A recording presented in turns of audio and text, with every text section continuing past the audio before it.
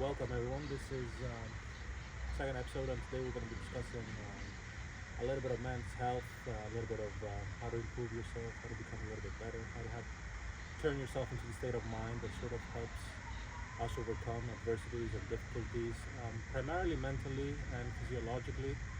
And with me today, I have Nicholas, who is one of the best data analysts um, Greece has to offer, and at the same time has spent years and years focusing on how to improve his overall health and sort of body fitness. Nicholas, a couple of words about yourself. First of all, I can tell you've had a lot of sales experience with that introduction. Um, just to keep a bit of a realistic outlook, I wouldn't say I'm the best data analyst. I would say that I'm very interested in data, and over the last few years, I've tried to learn a few programming languages, get a bit into data analytics. But of course, it sounded nicer the way you said it. Well, it's a very interesting compliment because most of the times I've heard from a series of employers, well, some have acknowledged the sales perspective, some others have turned around and said that there's no sales experience whatsoever and I am not capable of doing sales. So I guess it's all a matter of perspective, and from our perspective, you could say the same thing about your experience with data analysis. So now that I touched that, I was sort of thinking we start a little bit with the impact that a workplace can have on your health, because that's sort of like a new experience that we just got thrown into. We've known each other for a very long time, and the impact that could have on overall mental health. You want to share a couple of stories, start it off? Yeah. We're also sharing a microphone because we're still in the development progress, so apologies for that. We'll figure it out as we go. You can stop moving it out. I don't know how well this is recording as well. I'd just like to say also that this is basically very similar to a fireside chat. So the perspective of some average dudes, as if we were talking with other average dudes. So we don't claim to be the masters of mental health. It's just a matter of, if someone is listening, the same conversation you'll be having with your body. So I think it's very nice to. That's all there is to it. I mean, it's mostly a sort of a guy's talk, the same you would have with your friends. Yeah, by no means are we sort of experienced in this sort of field. It's a big trial and error progress. Having said that, though, you could go to the page link of this video and see a sample of list of stuff that I am personally taking and I will be discussing in this video, alongside the author's page as well, where you can see some of my greatest masterworks. So yeah, overall, just a friendly discussion. Hopefully you guys enjoy it, and hopefully we'll make something out of it. Maybe even helps a couple of people. Workplace and stress. You want to go? Yeah. I think it's one of the biggest contributing factors because most people, unless you have the means to be able to live without working, it's your daily life. So it's the perspective of something which you have to deal with every day for multiple hours, oftentimes even from off hours. Because if you have something in your mind, even if you're off work, then it's not really relaxing. You're not really switching gears or switching off. So I believe it's one of the biggest contributors to stress or stress-related illnesses, however you want to put it. And again, to repeat, it's basically something you have to deal with every day. So no matter how strong your character is, no matter how strong your personality is, no matter how strong your thought process is, everyone breaks at some point. So, some people have a lot more discipline or a lot more patience. But if you don't really find a way to be able to manage it, at some point it will have some sort of effect on you. What kind of effect have you seen it have on you? And then, I'll just talk a little bit more in depth about my experience. But how has it impacted you? Well, I would say that, being in a chronically stressed environment, there are two issues at hand. So basically there's what you really want to get out of it. So, work for a lot of people might be just a means to be able, to have a bit of disposable income. For some others, it could be the opportunity to advance a lot more in your career. For some others, it could be, doing what I love or reaching a point where I have some status. So these thoughts, can generate more stress, especially in the effect that if you do a lot of the work or if you try to do multiple things at once. So, for example, studying for seminars, credentials, certifications, whatever you want to call it, a master's, while working, and you don't really see the effect of it, at some point in time, this will basically, return to haunt you in a way, because it feels like you're doing a lot of effort without receiving a benefit for it. Which I think that thought by itself and that realization is a major contributing to burnout or the destruction a bit of your self-image, and it's not really something that you can combat with exercise or with good nutrition supplements. They all play a role in your general well-being. So especially if those are not calibrated, or you don't do them in a very good effect, uh, it will have a negative effect on you. But just that realization and that thought, uh, you know, I think it can destroy even the Kindest most of souls. disciplined, Yeah. of people. Well, look, the main intention of this is for at some point in the future for us to have a big panel of people that have experienced abuse one way or another in the workplace, and for us to have a general discussion. There's a big queue of people out there that can comment on corporatism and its impact both in your health and your character and what you become. So just a little bit of an insight on my perspective on this. So when I was doing my bachelor's, right, I was doing three jobs at the same time while I was in Malta. Um, and beyond being work burned out, I mean, the burnout was there, but it was more pleasurable than what it turned to be later on when I returned to Greece. So I had a very good time management skill. So I did my dissertation second year summer instead of wasting my whole third year to do it. Sort of fast tracked that whole process. I knew I had an idiot of a professor as someone to supervise me, so I was well aware of that factor as well. But I did my best nevertheless. And then I just spent most of my third year focusing on the seminars and then doing the trading job that was U.S. equity trading, and it was way into the night. That paid extremely well. Then I had the call center that had to do a lot with fraud and betting, and then on occasional circumstances, waitering. And on top of that, we were doing internships with the university. So we were working in the Ministry of Foreign Affairs, and that all resulted in me sleeping for like 3-4 hours a day. But I didn't feel this tiredness or this exhaustion or this I felt more stimulated and alive rather than tired. And then I came back to Greece, and I started off with an unnamed call center that. It's like Voldemort. Yeah. Not named it. Yeah. The call center that shall not be named. For 2 years, 9 months, and 16 days. And foolishly enough, I was trying to be a high performer for whatever reason. I don't really know what I was thinking. But we were extremely underpaid, and I was taking like 40 something calls a day of random yelling British people, and later on random South Africans and Cypriots who wouldn't understand sort of your train of thought or logic or any sense. And from that point onwards, it seemed, rather than the possibility of the career development, that it was just all very mundane and senseless.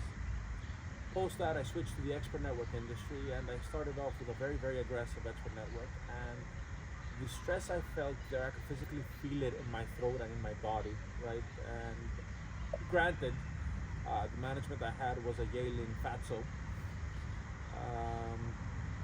One of those obese whales that just sort of jumps out of the water, feeds on its prey, and then just throws out what's the leftovers. And luckily enough, I was part of the coup that overtook her. And trust me, it's a very hard coup. It's not easy to take over a tank. But this had some impact into my health. So I know from people that whether it was girls or whoever, a friend, that we would on occasion, I don't know, go on a trip or something, they would see me jerking in my sleep, so, out of nowhere while sleeping, I would just kick. So, and that just sort of evolved, right? It evolved into my thyroid glands. It had a huge impact. I gained 40 kilos, and it was a very hard process to manage. Just recently, it's something that I've been focusing on, and something that I'm sort of beginning to develop and better off. For example, I've cut down on caffeine, and I've gone for mushroom coffee, which for me, because it involves things like lion's mane and whatnot, it sort of keeps me calm, but at the same time, it helps me reduce that brain fog that comes with all of these circumstances. It also helps me think a little bit clearer. Same thing with stuff like ashwagandha or methylene blue that sort of keep me oxidized and keep me going. And I can see that there's a big impact into the stress you deal with day to day, both within your household and your work, that impact your health overall. And I wish this was something that was taught to us in a very earlier age, to be honest, and it wasn't. But the way I see it, if you don't manage to bring some form of equilibrium into all of it, then the impacts, and potentially this is why you see, I don't know, obese people in huge management positions, or assholes that are screaming and yelling into people for no apparent reason whatsoever, have the positions that they do, because they haven't been able to balance this out. Whether they find themselves in an unhappy marriage, a very shitty job, or a job that pays really well, but it requires for you to have gone through years of abuse, which you then want to transfer into someone else. And instead of paying attention to the root cause of the issue, they focus a little bit more on just reflecting the stress downwards rather than fixing it. But I don't know, I'd love your take on it, and sorry for taking so much time. I think it's important to understand that no one is born with a blueprint of how to live your life. At what point in time you will face what challenges, how to deal with it. I think that's where a very solid family structure comes into place. And perhaps if you have someone like an older brother or a fatherly figure for men to be able to guide you, because you must be in a position to make your own mistakes, to have the freedom to make your own mistakes, but at the same time having a sort of advice or guidance might help you for going too much on deep end, or getting lost in your own thoughts. That reduces sort of the potential stress you might have. No, it's okay. The potential stress that you might have for making the wrong decision, having a fatherly figure. But what happens if you don't? I think it's certainly a strong form of stability. You know, I'm not saying this is the solution to everything, obviously, but I think then you need a sort of social circle where you really feel you have some people and some good friends in order to be able, not exactly support you in any way, but it's important to have someone that believes in you or might encourage you, which might help you in such situations. But what you said before about work and people that basically deal with stress, everyone has their own issues. So I think what separates someone that you might say they're a good person from someone who you might say is a bad person is the fact that how aware are you of your own shortcomings, and to what extent do you really transfer them to other people? Because what you said, there are a lot of people that might have low self-esteem, feel that they don't deserve their position, have their own issues, and instead of dealing with it, the solution is to take the anger out to their subordinates or other people in their area, Without any care of the impact that might have. no, because it takes awareness to be able to have and even an estimation of the impact you might have to other people. I'm gonna pause for a bit just to see how much it is. Be right back. After that short break, what were we talking about? We were talking about blueprints and that no one is born with a blueprint to know exactly what they need to do in each situation in your life. I had watched an interview once on the Joe Rogan podcast with Firas Zahabi, which was the trainer of George St. Pierre, one of the best mixed martial artists that ever passed through the UFC, Canadian. And you know what was very interesting for me is that he had made the following point, which is very relevant to what we're saying right now.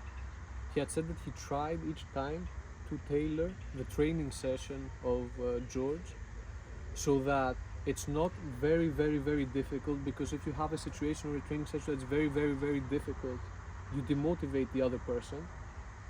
But if you make it very easy, it has again a demotivational effect.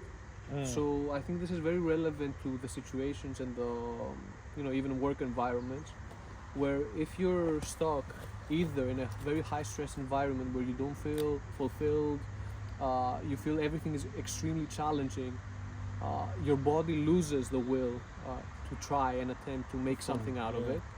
Or if you make it very easy and you don't have a lot of stuff to do, you're very bored, it has the same effect. So I think it's very important to keep such a balance. 100%. I mean, I can see it for myself, right? The way I have shifted when I initially started. Again, I'm gonna pull back on my expert network experience. I started in the expert network industry and not, adequately being trained, just adequately being bullied and shouted at, and not getting an adequate understanding of how that market operated. Vis-a-vis 6 years later, where I know that market by the back of my hand, where I've done incredible things and I am completely emotionless to any potential bullying and whatnot, has been a huge transition. Has it become too easy? Yeah. And potentially any closer sales jobs that is now a little bit way too easy to the point of boredom. So I am no longer affected in the ways of pressure in the way that I have been affected in the past. But at the same time, I'm not too sure if it has to do with the series of supplements, my experience, the sort of lack of seeing the world as I used to when I was younger. So this aspiration of hunting and doing great things and rising up the ranks, or my comprehension of how people rise up the ranks and why that is different. Again, that's a total different topic for another podcast that we will eventually have with a bigger panel of people. Or I don't know if it's just growing older or finding passion in something else. What I do have to regret is the fact that I didn't invest so much in keeping bodily health in the exact same modus operandi as I would with work situations. So for me, it would affect me. I'd be thinking it overnight. I wouldn't be sleeping well. I wouldn't be eating well. And I would just have that 24/7 on top of my mind. And the reality is that I should have kept it within the 8, 9, 10 hours and then focused on something else. Primarily my body, so develop that resilience, which comes much later in life, and it would have been much more helpful if it came earlier on. I don't know what you think about that. I would say, I would give a bit of the diplomatic answer. We're saying it's a little bit of everything, because, the younger you are, the more idealistic you tend to be, even if you don't realize it at that point. Because it's more often than not, things don't turn out the way you expect them. So there's a big disappointing factor, which compiles the older you grow, because you're exposed to more items the older you grow. You have more responsibilities. You tend to also fall into a routine where things don't really fulfill you as much. When you're younger, almost everything is a new experience. So your expectations oftentimes are much greater than actually doing something, than actually doing what you had in mind.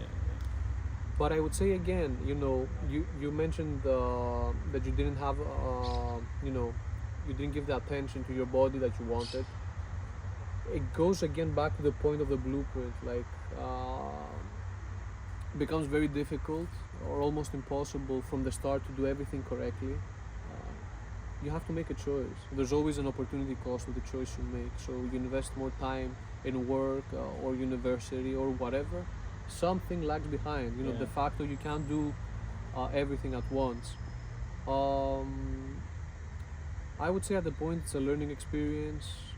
I would say again, it's not really too late for anything. It's not really too late for anything, but the younger you are, the more opportunities you have and the more potential, I think, in a way. The older you grow up, the more experience you have in what you've dealt with. The marble gets a little bit tougher to crack. Yeah. But again, I mean, nutrition wise or working out wise, I think it's something for all ages. It's not It's not something that's specifically at a certain point in time. The younger you are, the more potential again your body has for something. But we're talking about keeping a balance. Yeah. So dealing with stress or dealing with situations that might make you more stressful if you're deficient in nutrition, which a lot of people are. Tend to be, Either vitamin D, magnesium. Not a lot of people know how to eat well. Each body is unique, so your body might need more of a substance than someone else. The less you work out, again, you tend to be more easily stressed and overwhelmed. It's a plethora of things, which again, workout. It also depends on the type of person you are. What do I mean by this? If you are chronically very stressed, having very high intensity workouts, it might make you even more stressed because it rises cortisol a lot. So there's a lot of things that go into the equation. And one of the most problematic parts is that you might listen to a certain podcast or you might see a certain article where there's Just very like this one.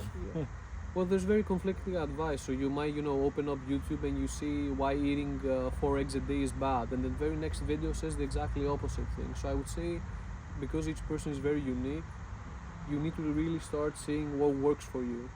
So follow some general advice, but then again, each person is very unique. You have to do what what your body needs and what's most important to you.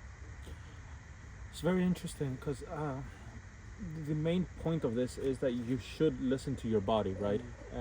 You should listen to your body. And I'm just, because we've known each other for a very long time, and I'm just thinking a little bit about high school, right? And we used to wake up super early. We used to walk a mile or a kilometer and whatnot, take the train, walk an extra kilometer all the way to school. Then we had 3 breaks where we would, I don't know, at least one of those breaks we would spend like 40 minutes, 50 Playing basketball or soccer or something. yeah, basketball, football, whatever it was. And then we would walk back for another kilometer, get on the train, walk back. There's circumstances where there were strikes on the train. I don't know if you remember this, and we had to walk for like 2 to 3 hours, and it had zero. I mean, you wouldn't feel the impact. You wouldn't feel tired. Instead, in hindsight, it actually did really good because that whole stress you got throughout the day was vented somewhere. And you would go back home and you would do your martial arts. I would go back home. Later on, I would do a lot of bicycling. So we spent a good amount of that day exerting the energy we had, and we created all the stress outwards, and it seemed to have a very positive impact on our body. And the reason why I'm saying this is because the impact that a stressful situation can have on your body is not just related to work. It could be related to everything, and it could also be manifested through everything. For me, as I said, it manifested through the thyroid glands. If you want to talk about your experience as to how it manifested, feel free to do so. I would say for my side, it caused the sleep issues. So I think a lot of people are dealing with sleep issues. What I could say Insomnia. is that, either insomnia or even if you manage to fall asleep, then the quality of your sleep is not that good. So you wake up feeling more tired, and it's a loop. So because you feel more tired, you're more easily irritable. It's much easier for you to get stressed, and because you're more stressed, it makes it difficult to fall asleep. And then you have this, negative loop that feeds all the time. And about the point you mentioned regarding when we were younger, I think this plays a big factor because the older you grow up, if you don't do a job that has physical labor, you stay a lot more stationary. Over time, this adds up. It certainly doesn't help with stress. And even if you have all the other external psychological factors affecting you, it compounds. So we also did this during. Sorry to interrupt you. We also did this during the time of the crisis, right? So whether or not we were stressed in the workplace, we had no real option. We just had to basically suck it up and deal with it. Yeah. Well, again, if you're in a situation where you really don't have the network to find job opportunities very fast. For example, in Greece, it's very common to get a job because you know someone in certain place. So even the job finding an opportunity and the rejection aspect is a very stressful experience, and it's very difficult to communicate it in a way to someone who might not really have dealt with it. Sending a lot of responding to very many job opportunity ads, either receiving a rejection or not even hearing back. Going through some tests and process and then getting rejected. You know, it's a big part. It's a big reality of a situation. Obviously, there is some merit in getting a job because you know someone. So, for example, I know you. If I was in a situation where I was in a company and I knew that you would be a good fit because I know you as a person, I would refer you. But if you don't have this structure in place where, to be honest, if you just finished school and you're looking for a job or to do with your degree or just a job, It's incredibly hard. it's very difficult, and it's very difficult to put into words for someone who might not have dealt with that. Yeah, yep, 100%. And you know what? I want to deviate a little bit from the job scene, right? Because I've seen it, at least in myself, but the profound sort of impact it has not just been work oriented. It can also be brain fog, right? So you can make decisions that are absolutely absurd decisions, and your mind might stop working the correct way, or not process information the way it should. And it could also impact a lot of your sexual health. Granted, a good amount of it, especially for men, is psychological. Less so emotional, I would say, or actually very sort of intertwined, but on a different scale to what it is for women. So for them, it's a lot about the mind. For us, it's a lot about how we feel, how we are, etc., etc. I don't know if I'm making any sense to the sound. I think I sound a little bit paranoid on that one. No. Uh, Well, to be honest, you're talking about if you feel all the time chronically stressed, your body is constantly in a state of fight or flight, right? So you're very agitated, you're very nervous, you're very on alert, and that takes a lot of nervous resources. It's very difficult to be on alert 24/7, and it's very difficult to be able, to relax and enjoy other aspects. And if you look at it historically, like even back to the day of cavemen or ancient Rome or whatnot, they would be on a fight or flight mode, but at the same time, they would have ways to vent. Like a caveman would go back to his cave. At the end of the day, hit with a club his woman, have his sexual sort of release, call it a day, eat his, good meat, good red meat, call it a day. Ancient Rome, their orgies. So they had ways of sort of breaking down this tense situation, which is not really the case in modern society, right? You can be stressful because of your chick, of your girlfriend, or of your wife, or of your parents, of your household, of. So you're in a constant fight or flight mode. You're right on that. Yeah, I would say that the threats in the past, maybe they were a lot more imminent. So what you're saying, for example, cavemen, you see a predator, you have to respond at that certain moment in time. Where I think now in our day and age where we have a lot of digital products and a lot of virtual items and stuff, it's much more easier to get trapped in your mind. So the threat, I'm not saying it's not actual, but it can be in a sense more theoretical. So once you trigger the fight or flight response, you need to make a choice, right? Yeah. You either fight or deal with a threat, or you leave. If you're stuck in between doors all the time, it takes a toll on your nervous system to be in that heightened state. Or you have to take a stance, but you're not able to take a stance. So you're just looking at a fight or flight situation and you can't do shit. Basically, you're stuck basically in that point. And I think now, because social media, it's very easy to compare with other people, to see just a glimpse of their life, and start having different thoughts or racing thoughts, which you might not really be the type of person to be easily jealous and stuff, but the more time you spend there, the easier it is to get grouped into that aspect. Well, it's a very interesting point because, for example, the whole "what color is your Bugatti" scene. Yes, a part of you should be seeing that as motivation to try and achieve the best you could potentially achieve for yourself. But at the same time, if you sit down and compare yourself with these people without an action plan or an idea, or without your body or your mind working the correct way or operating in the correct way, then really it's a senseless question to be comparing yourself with these people, because you'll never be able to even come close to what they're doing. You know what, for every success story there is out there, there are probably thousands or tens of thousands of stories of people who didn't make it, that were motivated, that were qualified, that were skillful, etc., etc., etc. There's also the reality of the situation that, for example, if there is one job opening and there's 1,000 applicants, 999 people will get left over. So there is a certain point where you need, to press yourself in order to advance, to do some stuff, improve yourself, etc., etc. But there's also a very thin line, and I think this is one of the most difficult things to do, to say that, I can work up until this point, and then you draw a line to say that this is out of my control. Because if you try to control everything, which is impossible, because we're not God in flesh, we're not Jesus Christ. So if you try to control everything, this is another factor of extreme stress, right? Yeah. So again, there's the two polar opposites: trying to control almost nothing, And trying to control everything. Yeah. How have you dealt with it? So what is your sort of recipe for it? Is it pills? Is it exercise? What is it? I don't know. I think I'm still trying to find my way in this. So I think, maybe listening to an informative podcast or something you like is, important.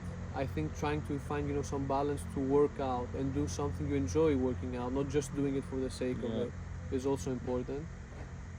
There's a difference between having the discipline to, work out, and there's a difference to doing a workout type which you generally don't enjoy, right?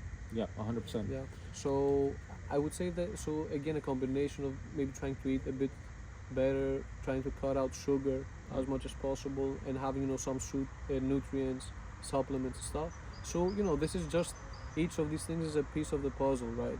So for me, I think I'm trying to reach, a baseline which I've started doing the last few months. But again, I think it's a never-ending journey away, because each person is unique again, and the older you grow, your character changes, your wants change, so there are different things that might fulfill you, right? 100%. And I think, granted, most of these stuff really help, but I think they're just remedies for the time being, right? So they're remedies for a very specific time. That's what I mean. So I'll tell you from my experience, like, okay, the mushroom coffee has really helped at the current moment in time. Methylene blue does help at the current moment in time. It clears a little bit the brain fog in situations like this. And then I have at the past taken a variety of combinations. So I've tried lithium to numb it down. I've gone ahead and tried ashwagandha to be able to lower the cortisol and the stress. Sea moss, cider, vitamin D, magnesium, zinc, and they've all had profound sort of impact.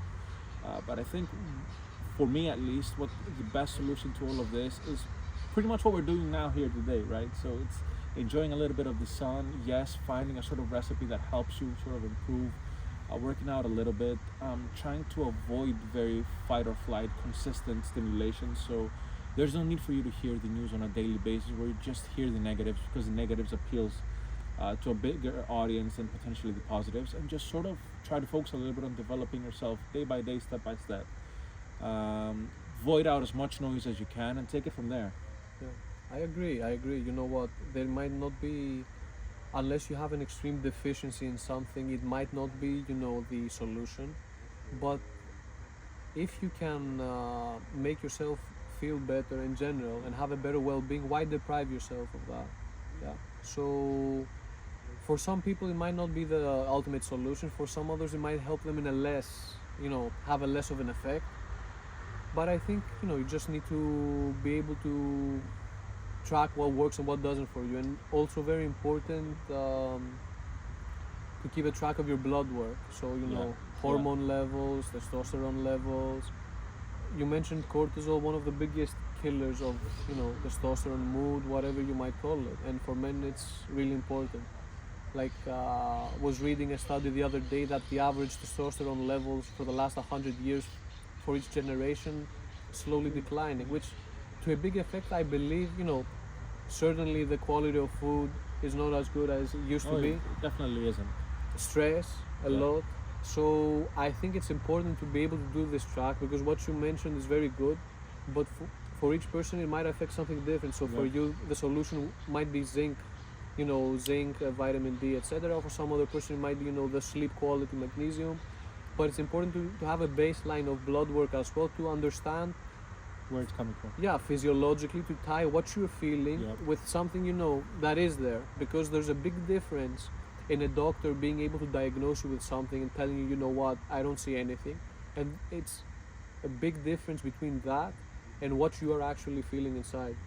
And it's also quite controversial because you have, for example, scenarios, and I think you and I have both tried it with psychologists, psychiatrists, whatever you might call it, where you go in, you and I can both go in, different doctors, given the exact same symptoms and have very different diagnoses. So a lot of these medicines, practices, while being very beneficial overall, could also, be up for interpretation. And that means that if you and I both, for example, have anxiety and going to a doctor and don't comprehend the world, don't understand what's going on, or why this is happening to me, and how to deal with it, then I might be given lithium, you might be given, I don't know, Xanax, for example, and that could impact our health in very different ways. Both of us might see some improvement, both of us might not see some improvement, one of us might see some improvement and just recommend to the other one to go for it. Yeah. And that can also impact your overall well-being, and I think it's very, very sort of a very thin line on trial and error on how you can potentially overcome situations like these. Yeah, it's important because if something helps someone, I'm all for it, but you really need to be able to test different things out Yeah. and see what works for you, right? Personally, I'm a bit against the aspect of not taking into account your nutrition if you're Yeah. exercising, not trying to remove it to sleep better, and immediately blasting yourself with psychiatric meds, or for example, this another example could be someone that hasn't done a lot of effort in the gym and immediately going for anabolic steroids, Yeah. because it's a very extreme level. Well, there are other things you can see inside, but again, I understand the point of view of someone who might feel so desperate inside them that they're just willing to do whatever it takes to We've feel all better. been there. Yeah, I mean, if you really want to be intellectually honest, I don't think there's a person who hasn't really been there in Yeah. their life. So, it's not judgmental. It's a personal preference of what I'm expressing, but obviously I understand the viewpoint of someone, who says, I'm at my limits. I've tried maybe one or two or three things, and I go to something a lot more radical. Because this is the Name situation of of the game. life. Yeah. Name of There the are game. seasons in life, so there are points where you might feel a bit better or might feel a bit worse. But now we're talking about situations where there are people stuck in a loop of Yeah. negativity or chronic stress, which even if you do get a bit better, that baseline level of not feeling well is And this discussion itself can go around in loops because the best way to combat that is potentially role models and leadership that you might have had from a younger age. So we're back to point one that you made, that you do need people to guide you, especially at a younger age, on how to be able to deal with what life has to throw at you. And the reality is that, and I think I speak for both of us, it's very difficult to have seen that at a younger age. On the other side of that argument, you might say that we were too arrogant to accept it if it came to us. yeah, it's also a bit of the grass is greener on the other side. So I think as humans, we tend to make a choice and then ponder in a way of how our situation could have been if we chose something different. Well, if you were in something different situation, first of all, you have no idea how things might have turned out, and you might be sitting here and pondering about the other side. So again, I think humans are in general very adaptable. So if you're chronically stuck in a very high stress environment, your body will adapt to it. Once you leave that, it tends to be, if you start supplementing well, etc., sleeping well, tend to return to a calmer effect. And I think it's very much in human nature to just ponder about the choice or the road not traveled. So very poetic of you. Yeah. Yeah, 100%. There was another point I wanted to make, and I think it has a very solid impact as well. Is the pursuit of the dream, right? The pursuit of happiness, and we briefly touched upon it earlier on as well. But I think it also puts a strong effect on what you want to do, right? Your circumstances could have been way different, and you could have been in pursuit of the dream, whatever dream it is that you might have. And my circumstances could have been very different, and I could have been in pursuit of my dream, whatever that dream was. And for some reason, one reason or another, you and I both didn't do it vis-a-vis other people that did do it, from our very close circle, because of the backing that they might have, or the financial resources that they might have had. And I think it's very important that at some point in their lives, when people have sort of gone through everything that we have gone through, both mentally, physically, that they sit back and actually take a minute and revert back to the pursuit of the dream, whatever dream that might be. I think it's good for them mentally. Yeah, you know what? It's very difficult to have perspective on something oftentimes if you haven't, been in a similar situation. Yeah. I'm not saying that you cannot. You can comment on things that obviously you haven't been through. So we haven't been through war. We can, make claims in a way, or express our opinion about how people suffer, etc. But the point I also wanted to make is that, happiness in its, as a definition, it's a bit of a rat race, and it is a bit of a cat, or a dog chasing its own tail. Because, first of all, you might not never be there, but there's also a point where it says that you might want something when you don't really realize how it will make you feel. So if you get it, you might not feel as happy as you wanted to. So it's a bit of a perspective of wanting something when you might not actually know what that is. So yeah, it's a very philosophical discussion as well. It is. I mean, you can branch it out into many things, and you can branch it out into work relations, philosophy, impacts of philosophy, art, etc. So I mean, you can take it any way you want to take this discussion out. But I think that at least for men, on top of trying to find a recipe that works for them, and on top of the idea of reverting back to the pursuit of the dream, one way or another, a little bit more wise, a little bit more financially capable, a little bit more everything, to a degree, a percentage of stoicism also really helps. Yeah, I would say it's a good thing to have. Again, I'll repeat that something that works for person X might not work for person Y. And it's also very hard to maintain stoicism. A lot of stuff, are very hard to maintain. I think you should take what works for you, at a certain point in time.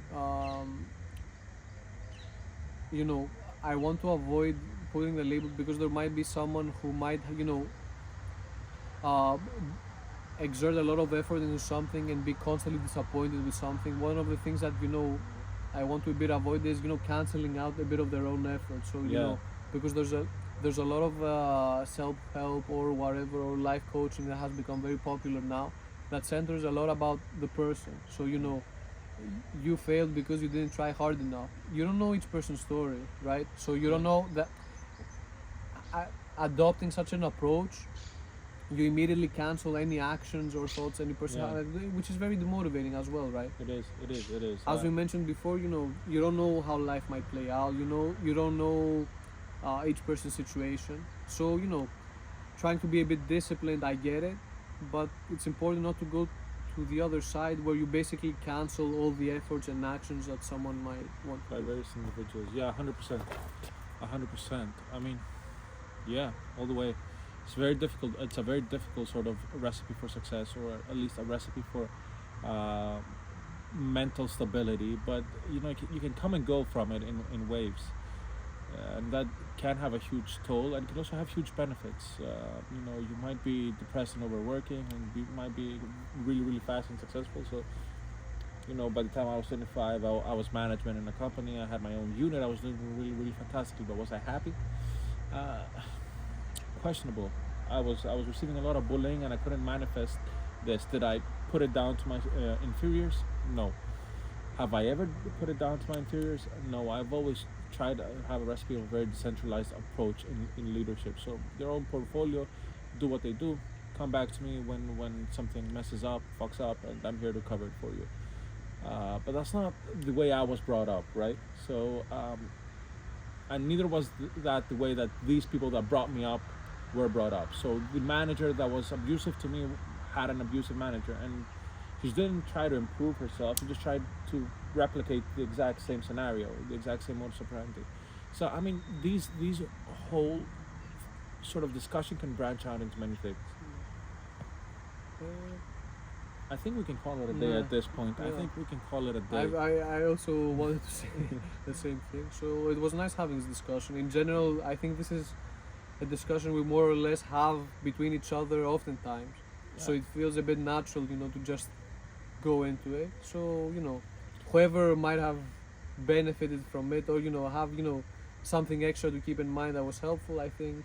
That would be it, yeah. I mean, it's very important to note that, whoever's watching this, whatever age you're watching this, you are not alone. Each one is dealing with a demon, one way or another, or multiple demons in some cases. And yeah, I think it's a very strong point to close, because oftentimes you might feel isolated, or that the whole world is against you and everyone is doing perfectly and you're not. Where the reality of the situation is that no, guys, nobody's doing perfectly. There's, I'm not saying there's not people that things tend to go very well for them, but there's a lot of people facing a lot of issues, which is very difficult again to see, because again, the example of social media, you only project the most positive side. Yeah, you're comparing your worst to their best. Yeah. So yeah, I mean, it was great, having this chat today. Hopefully, you guys enjoyed the background. At some point in the future, we're gonna sort of develop it into a studio or whatnot. If you've enjoyed it, comments, like, subscribes, all this stuff that most YouTubers say. We're not really YouTubers, so we're pretty fresh at this. Okay. If you also want to have a look at the pages with the author pages, etc., I'd appreciate it. But if you don't, it's also pretty cool. And from that point onwards, hopefully we can come back later on with a different topic to discuss. Other than that, enjoy your days. Και δεν έχεις πατήσει.